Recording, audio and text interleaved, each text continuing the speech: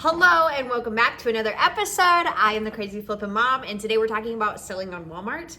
And I love this platform. I love talking about this platform, and we're going to dive into retail and online arbitrage, really the hurdles that you're up against if you want to start selling here. Because how do I tell you and break this terrible information? There is almost no research tools.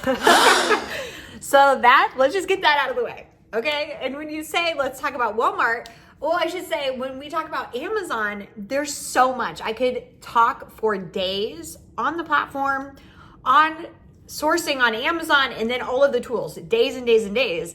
Whereas Walmart, it's gonna be a quick 10, and we're gonna be done before lunch here. Just because there's not a lot to say, there's a lot of room for interpretation, and you have to be creative. And I know all of those things do not give enough space and room if you are a big business, deep into wholesale, you have a huge catalog, you need numbers, you need keep charts, you need good information, good buying information. And that is why the competition is slim on Walmart. And I understand if sellers are like, I can't move to a platform that does not help facilitate my huge store, I get it. But for small sellers who can pivot, who can test products out, I think that this is a huge opportunity, and why I keep bringing it up and talking about it. That being said, when I am talking about research and sourcing on Walmart, it looks a lot different, because the secret is it is a lot of guess. I also am pulling from the years of selling on Amazon to help navigate my buying decisions and make hopefully what are good decisions. Year one on Amazon, I know, is difficult because you're just trying to figure out shopping trends, what to source for, when to buy, and you really can use that information to your benefit and your success on Walmart. But as far as let me show you what's gonna sell on Walmart, it is a little bit of a guessing game. They do have these listings that say 1,000 sold today, 500 in carts. You will see when you shop on Walmart, you've probably seen this. That definitely does help, but then it is bigger than that, because is that because people are shopping in store for those items? Is there a crossover? Would people shop for those same products online? And I think that's going to be a huge question mark. Don't shake. I think that's going to just be a huge question mark for a while on Walmart. Are people shopping in store or online for these products, and really where you're listing it and testing it out and seeing.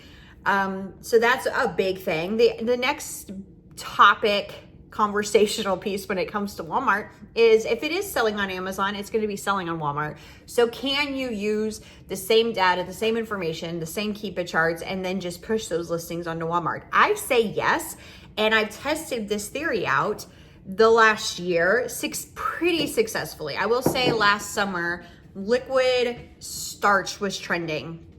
There were so many sellers on Amazon. I will say at one point I thought it was over 100 sellers. While I was the only seller, and I sold it really well above the list price on Amazon, and I felt good. Now that's just one product, but my theory is, if it's selling on Amazon, if the charts look well, I really do think you can sell it on Walmart for the same success. It's definitely two different buyers, because why would you buy it on Walmart for say $20 when you can buy it on Amazon for $6? And I think it probably comes down to convenience, what buyers are used to, where buyers are used to shopping, and all of those things play into that, which are a little bit above my pay grade. But at the end of the day, I do think there are two different buyers. Even my limited interaction with Walmart buyers, they seem to be older, and for one reason or another do not like shopping on Amazon, so they're on Walmart. I think the missing piece for new sellers is the amount of research that goes into this. I am not randomly walking around stores, although from time to time I do that, because I feel like when they push over, like they're pulling Easter right now and pushing out new stuff, I like to just walk around and see what's out, see what's new. Sometimes those in-cap products, the limited edition, do not make it online. So I just like getting in there, taking pictures.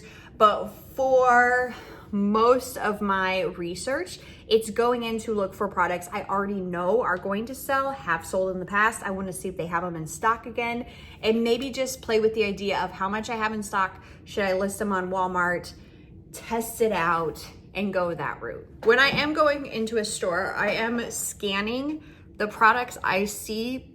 For instance, when I went into the Menards and I see a bunch of sale, markdown, clearance items, I'm scanning that and on the Walmart app that you would buy on, and then seeing the information I'm given on the app to see if it's worth it to list it, test it out, and see what happens.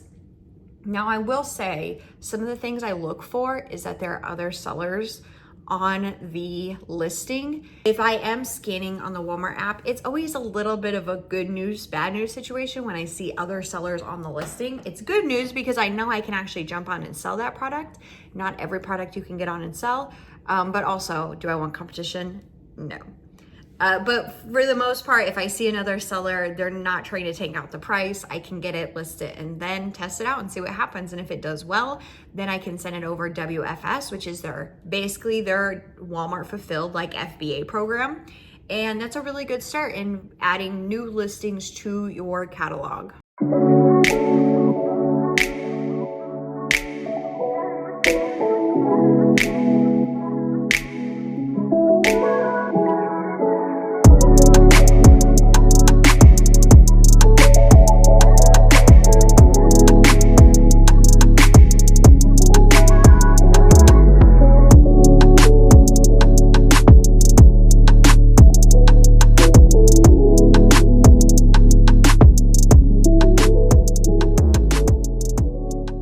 So when I'm saying I am sourcing, researching from the Walmart catalog, this is what I mean. I honestly think people are overthinking this. And when I'm like, you have this on your phone for free. If you were jumping into wholesale, they would send you a catalog, maybe a book, an Excel spreadsheet, whatever it may be, and you would start sourcing and researching that book, that catalog to Amazon or Walmart, and looking at competition, using your research tools. I'm basically like, okay, what's selling on Walmart? What's considered bestseller? And can I sell that product? And you will see here these bestseller. And that's actually what I'm sourcing right now. Didn't even spell it right. Perfect. Trending baking. Now, this is what I'm talking about when I say great value. You cannot list great value brands. And this is a good time to say that previously, this is the beginning of 2024, there wasn't a lot of gating like you have on Amazon. There are some restricted products, great value being one of those. Now, Way to Celebrate was their brand that was around seasonal, like Way to Celebrate Easter, Way to Celebrate Valentine's. You could list that stuff. As of the beginning of April 2024, it looks like they have a restricted Way to Celebrate too, which sucks. I love selling that stuff. So, do they have gating on Walmart? Yes, it's pretty random, and there isn't the step-by-step you have on Amazon to then ungate. It's very much like, here are my receipts. Here's my Amazon storefront. You can see I'm selling it over here. I purchased it new, and they will kind of walk you through that process. You could get declined. You could get approved. It's in God's hands. And what I mean by that, Walmart. It's in Walmart, whoever's looking at that case by case. So you can see like the great value stuff is already out. I am looking for the bestseller tags. That's helpful. Now, once I list this into my catalog, I can go into the back end of the Walmart Seller Central into performance, and I will be able to see click-through rates, conversions, how many views the listing got. It's basic, but it is helpful to see the trending products that are getting people's attention, and can also then lead to, okay, if pancakes are trending, for instance, and I'm getting this many views, then it's probably just the next step in the conversation that syrup, pancake toppings, other things in that category could be selling as well. So I do use that information found on the Walmart Seller Central side. But yeah, and I'm doing this this is why it is nice to source from Walmart, just because you can see, like for instance, I don't know if I can open it here live. It's awesome when I can find a listing that I can actually jump on that says 1,000 sold yesterday. You'll see that kind of in the Easter um, selections. I like baking. We're baking all year round. I think it's a great replenishable category. It's a staple. It's usually something that even if you don't have a lot of extra spending money for groceries, you're buying the baking staples you need.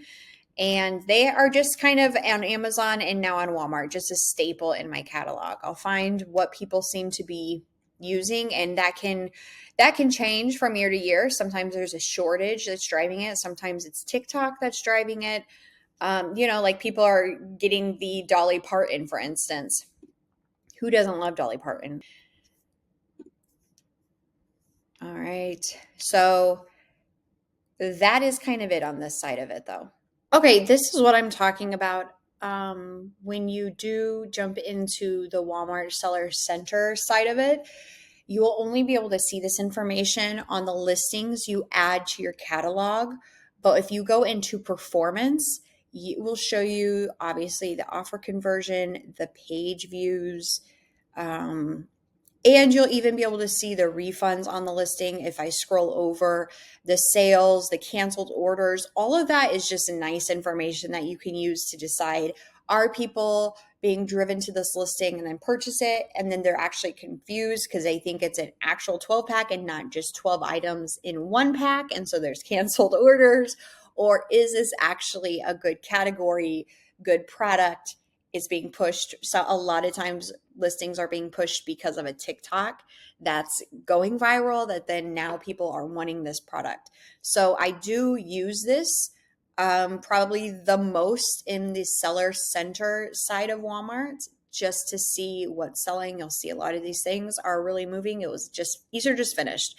So that is a lot of these numbers are coming from Easter products. But yeah, I mean, this is great information. It's basic.